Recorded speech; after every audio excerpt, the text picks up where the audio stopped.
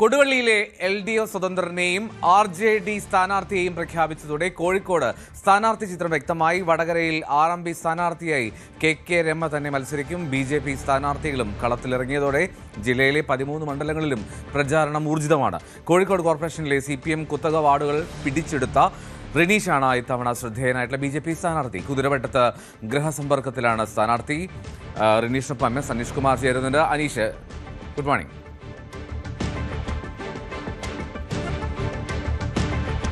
Good morning Elda. Kozhikode ജില്ലയിലെ ഏതാണ്ട് എല്ലാ മണ്ഡലങ്ങളിലും പ്രധാനപ്പെട്ട മുന്നണികളുടെ സ്ഥാനാർത്ഥികൾ ആയി എന്നതാണ് ഏറ്റവും വലിയ പ്രത്യേകത. സംസ്ഥാനത്തിന്റെ മറ്റിടങ്ങളിൽ കോൺഗ്രസിലെ സ്ഥാനാർത്ഥികളുമായി ബന്ധപ്പെട്ടൊക്കെ വലിയ പൊട്ടിത്തെറി ഉണ്ടാകുമ്പോഴും കോഴിക്കോട് ജില്ലയിൽ അത്തരത്തിൽ യാതൊരു പ്രശ്നങ്ങളുമില്ല. എല്ലായിടത്തും സ്ഥാനാർത്ഥികളെ പ്രഖ്യാപിച്ചു. അതൃപ്തരായ ആളുകളോ അല്ലെങ്കിൽ സീറ്റ് ലഭിക്കാത്തവരുടെ പരാതികളോ ഒന്നും ഉയർന്നില്ല. ഒപ്പം BJPയും നേരത്തെ തന്നെ സ്ഥാനാർത്ഥികളെ പ്രഖ്യാപിച്ച് പ്രചാരണ രംഗത്തുണ്ട്.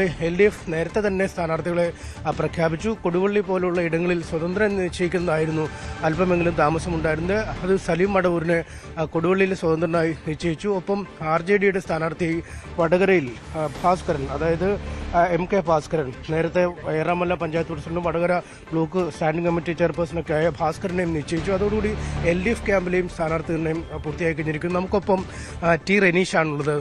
കഴിഞ്ഞ കോർപ്പറേഷൻ തെരഞ്ഞെടുപ്പിൽ വലിയ വിജയം നേടി, അല്ലെങ്കിൽ കോഴിക്കോട്ടെ BJPയുടെ ഒരു ജയന്റ് കില്ലർ എന്ന് വിശേഷിപ്പിക്കാൻ കഴിയുന്ന, അതായത് 2 CPM സ്വാധീനത്തിലുണ്ടായിരുന്ന വാർഡുകൾ 2 തെരഞ്ഞെടുപ്പുകളിലായി പിടിച്ചെടുത്തയാളാണ്. പുതിയറയും പിന്നീട് പൊറ്റമ്മൽ കേവലം ഒരു വാർഡ് മാത്രമല്ല, അല്ലെങ്കിൽ ഡിവിഷൻ മാത്രമല്ല, ബീന ഫിലിപ്പിന്റെ മുൻ മേയറുടെ ഒരു ഡിവിഷൻ കൂടിയാണ്. ഇടത് കോട്ടയം എന്നറിയപ്പെട്ട ഒരു സ്ഥലം കൂടിയാണ്. എന്തായാലും ആ വലിയ വിജയത്തിന് പാർട്ടി അംഗീകാരം നൽകിയിരിക്കുകയാണ്. ഇത്തവണ കോഴിക്കോട് സൗത്തിലാണ് മത്സരിക്കുന്നത്.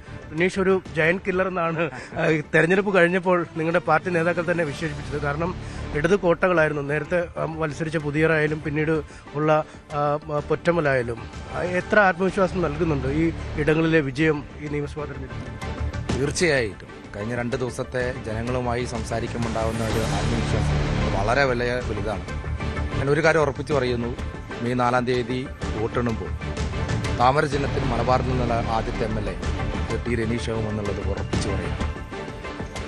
നേരത്തെ നിങ്ങൾ സൂചിപ്പിച്ചതുപോലെ കഴിഞ്ഞ 2 തെരഞ്ഞെടുപ്പിലും വിജയിക്കാൻ സാധിച്ചത് അവിടുത്തെ ജനങ്ങളുടെ ഏറ്റവും പ്രാഥമികമായ അവകാശങ്ങൾക്ക് വേണ്ടി പോരാടുമെന്ന് അവർക്ക് ഉറപ്പ് നൽകിയതുകൊണ്ടാണ്. നമുക്കറിയാം, ഇന്ന് കേരള സർക്കാർ പറയുന്നത് ആരോഗ്യ മേഖല ലോകത്തിന് തന്നെ മാതൃകയാണെന്നുള്ളത്. നിങ്ങളെല്ലാവരും എൻ്റെ കൂടെ ഒന്ന് വരണം. നമ്മുടെ മെഡിക്കൽ കോളേജിൽ കേശയിലത്തിൻ്റെ ആളുകൾ ഏറ്റവും കൂടുതൽ ആശ്രയിക്കുന്ന, ഏറ്റവും കൂടുതൽ ജനങ്ങൾ വരുന്ന ഒരു ആരോഗ്യ മേഖലയിൽ ബന്ധപ്പെട്ട ഒരു സ്ഥലമാണ് മെഡിക്കൽ കോളേജ് എന്ന് പറയുന്നത്. അവിടെ ഇപ്പോഴും രോഗികൾ നിലത്താണ് കിടക്കുന്നത്. നിങ്ങൾക്കറിയാലോ, രോഗികൾ നിലത്ത് കിടക്കുന്ന അവസ്ഥയാണ്. നമ്മൾ ഉത്തരേന്ത്യയെ നോക്കൂ എന്ന് പറയുന്ന പ്രബുദ്ധ മലയാളികൾ എന്ന് പറയുന്ന ആളുകൾ നിലത്ത് ഇപ്പോഴും രോഗികൾ കിടക്കുന്ന ഈ കോഴിക്കോട് സിറ്റിയിലെ മെഡിക്കൽ കോളേജ് ഉണ്ട് എന്ന് പറഞ്ഞാൽ ആർക്കും വിശ്വസിച്ച് അത് തള്ളാൻ കഴിയില്ല. നിങ്ങൾ എൻ്റെ കൂടെ ഞാൻ നിങ്ങൾക്ക് ഇപ്പോൾ കാണിച്ചു തരാം.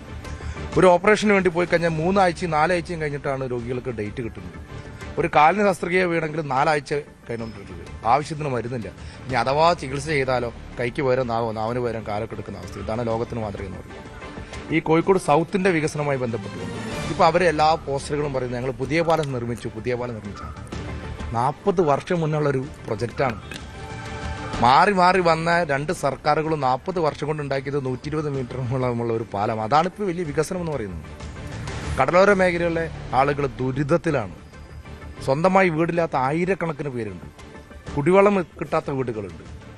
അപ്പോൾ കുമാറാണ് കോഴിക്കോട് വിവരങ്ങളുമായി ചേർന്നത്. കൂടുതൽ വാർത്തകൾക്ക് News 18 Keralam YouTube channel subscribe ചെയ്യുക.